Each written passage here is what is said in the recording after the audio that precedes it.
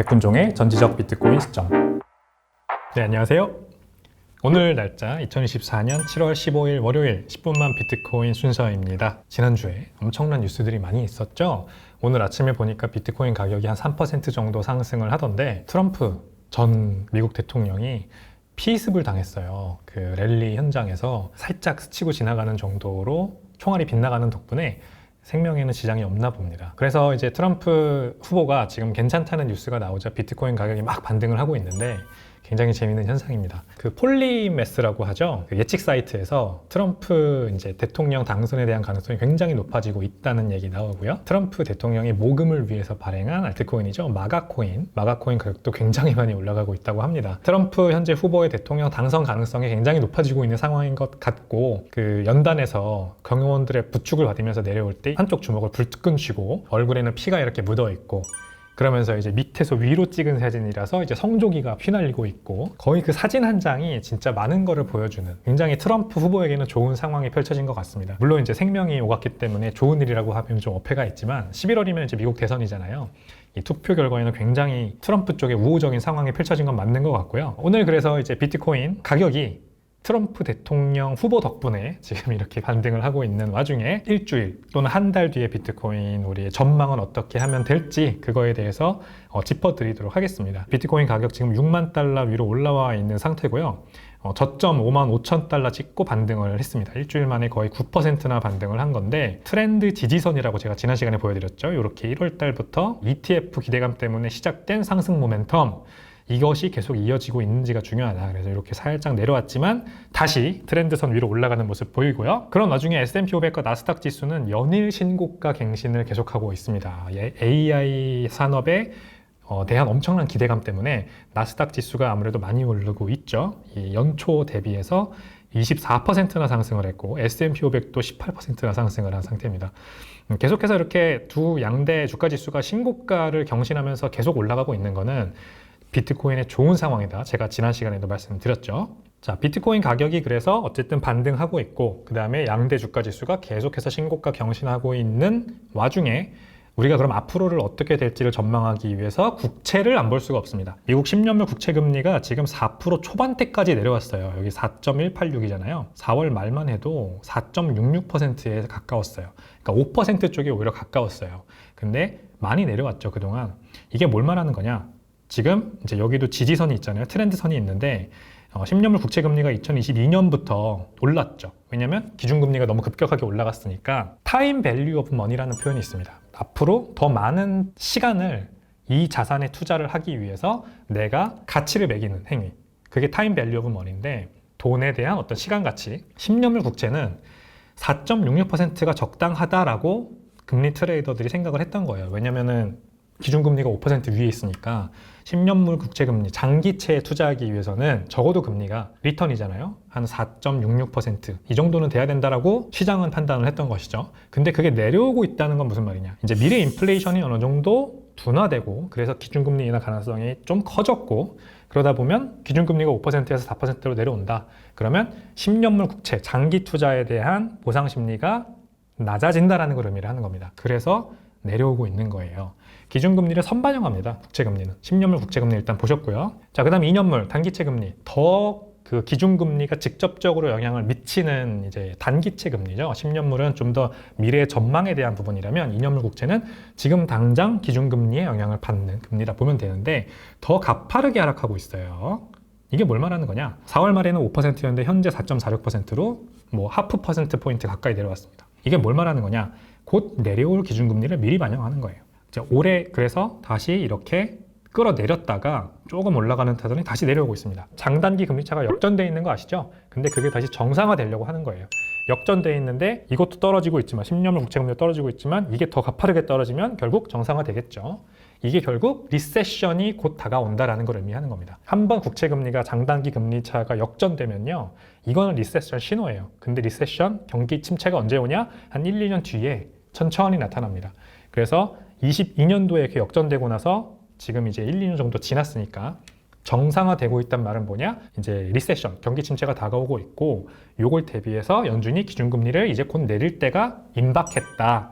이렇게 생각하시면 됩니다. 그래서 곧 내려올 기준금리 미리 반영하고 있는 거다. 그래서 내려오는 거고요. 역전된 장단기 금리차가 다시 정상화되는 수순이다. 자, 그래서 10년물 금리와 2년물 금리 차이인 스프레드가 현재 마이너스 27%로 0에 다시 근접하고 있습니다. 올해 들어서 이렇게 쭉 올라가는 게 보이죠? 0을 넘어서 위로 올라가면, 플러스로 올라가면 그거는 정상화된 거고, 0 밑에 있으면은 금리가 역전된 거예요. 근데 역전된 상황이 이렇게 22년부터 쭉 이어지다가 이제 다시 0으로 가고 있는 중이다. 그리고 지난 2000년과 닷컴 버블이죠. 2008년 그리고 서브프라임 모기지 사태죠. 이때 보면 경기 침체가 발생하기 직전 아닙니까? 2000년 닷컴 버블 직전, 2008년 서브프라임 모기지 사태 직전에 이렇게 스프레드가 정상화됐고요. 여기 마이너스로 내려왔다가 올라갔죠.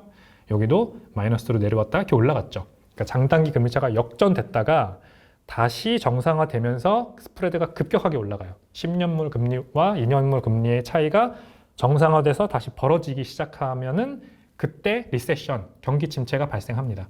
경기 침체가 발생하기 직전에 이렇게 0에서 0 위로 다시 올라온다. 여기가 빨간 점선이 지금 0이거든요. 위로 올라온다. 이번에도 마찬가지로 그래서 0으로 올라가는 중이고 0을 뚫고 위로 올라가서 스프레드가 급격하게 올라가기 시작하면 이제 경기 침체, 우리는 본격적인 국면에 들어간다라고 보시면 됩니다. 그러면 아무래도 경기 침체를 조금 완화시키기 위해서 이제 페드, 연준이 좀 더 완화적인 통화 정책을 펼칠 가능성이 커진다라고 볼 수가 있겠죠. 자, 게다가 지금 6월 CPI 지난주에 나온 거 보니까 모두 예상치를 하회했어요.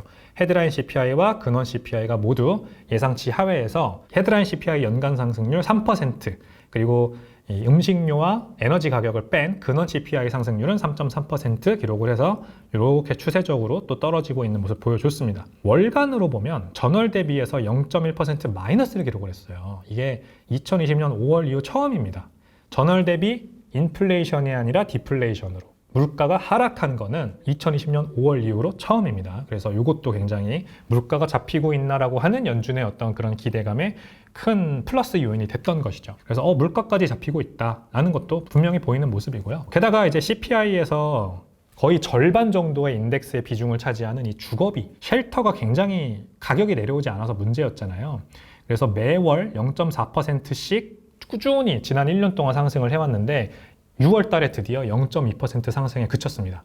절반이 꺾인 거죠. 그러니까 여전히 상승이긴 하나 전월 대비 0.2% 상승으로 상승세가 꺾인 것이 굉장히 이번에 CPI 결과가 고무적이었던 이유입니다. 렌트비를 볼게요.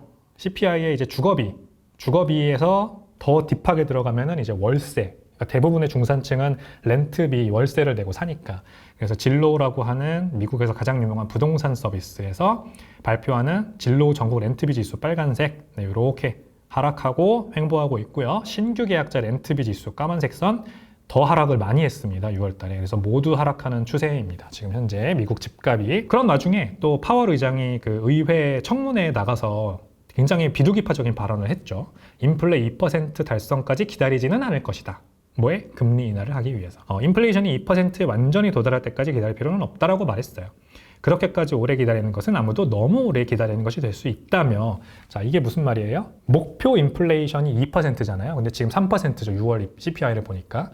그러니까 2%까지 갈 때까지 아무것도 안 할 건 아니다라는 얘기를 지금 하는 겁니다. 다음 내용을 보면은 고용 안정 또한 이제 연준의 책무다. 그러니까 물가 안정도 중요하지만 물가가 2% 내려갈 때까지 아무것도 안 하다가 경기 침체가 너무 세게 오는 것도 문제다라는 거죠. 경기 침체가 세게 오는 거는 결국 고용, 이 실업률이 이제 막 올라가고, 그럼 사람들이 이제 직업을 못 얻고 그러면은 막 실업자가 넘쳐나고 이러잖아요.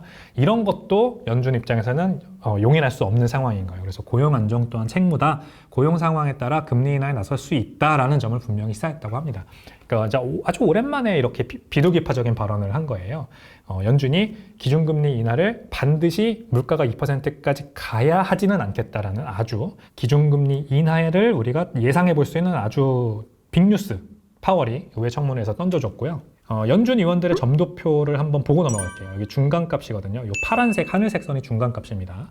2024년 연말 기준 연준 의원들이 예상하는 기준금리는 5.25%로 지금 현재 대비해서 0.25%포인트 한 차례 기준금리 인하할 거라는 예상인 거죠. 25년도는 4.25%, 26년도는 여기죠. 3.25%, 그리고 그 뒤는 2.75% 정도에 형성될 거다라고 중간값을 이렇게 연준 의원들이 찍은 점도표에서 중간값, 을 보면은 이렇게 추세적으로 매년 내려갈 것으로 예상이 됩니다. 그리고 현재 이제 CME 페드워치, CME의 금리 트레이더들의 예상치인데요.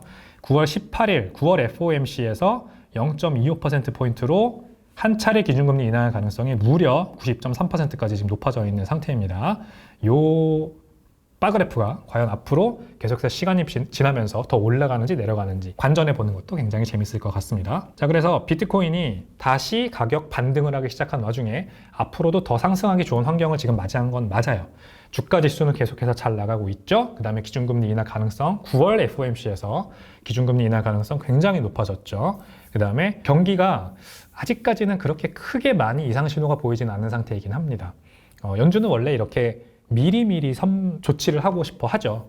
경기 침체는 아무래도 지금 이미 왔다고 할 수도 있고 아니면 나중에 더 크게 온다고 할 수도 있겠지만 여러 가지 경기 지수들을 봤을 때 실업률이 약간 올라가는 중이잖아요. 지금 4.1% 실업률 드디어 나왔고 그다음에 CPI는 그러면서 떨어지고 있고 그러면서 미국 내 여러 가지 이제 경기 활성화 지수를 볼 수 있는 여러 가지 지수들을 봤을 때 예를 들어 ISM 제조업 지수라던가 서비스업 지표 이런 것들을 봤을 때 경기가 상당히 슬로우하다. 그러면은 미리 더 이상 나빠지기 전에 미리 한 차례 정도 기준금리 인하를 할 수 있다라고 판단할 수 있는 상황은 분명히 됐습니다. 그러면은 비트코인 가격은 지난 6월 달부터 떨어지기 시작한 그때 상황보다는 훨씬 더 좋은 상황을 맞이할 가능성이 커졌다라고 볼 수 있어요. 그래서 지난 한 달간 10.5%나 하락한 비트코인 가격이 이제 드디어 하락분을 만회하고 다시 상승할 가능성이 있다라고 보여집니다. 일부 요약하겠습니다. 비트코인이 다시 6만 달러 위로 올라왔다. 앞으로도 더 좋은 상황이 펼쳐질 가능성이 있다. 그 다음에 미국채 2년물과 10년물의 금리가 다시 역전 상태에서 정상화 수순으로 가고 있어요.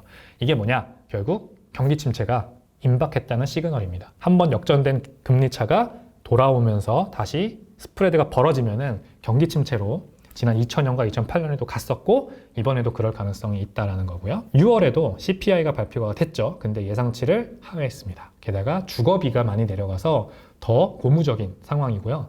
9월 FOMC 기준금리 인하 가능성이 그만큼 커졌습니다. 그래서 비트코인이 본격적으로 S&P 500과 나스닥 지수의 추격을 시작을 한 걸로 보입니다. 하반기가 된 지도 벌써 한 달이 넘었죠. 7월 달도 벌써 중순인데 이제 앞으로 11월 달에 미국 대선도 있고 그 다음에 미국 연준은 조금씩 기준금리 인하 카드를 만지작 거리면서 9월 기준금리 인하가 CME의 금리 트레이더들에 따르면 90%까지 높아진 상황입니다.